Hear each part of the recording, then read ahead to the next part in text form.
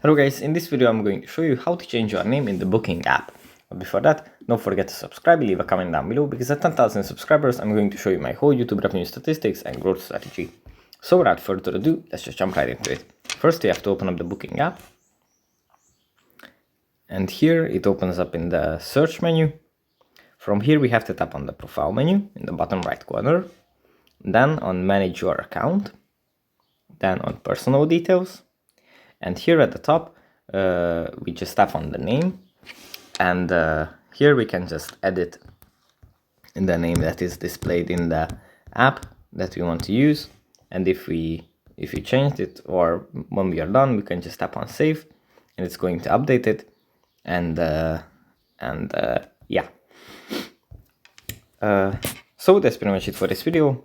Hope it was helpful for you guys, and I'll see you in the next one. Bye.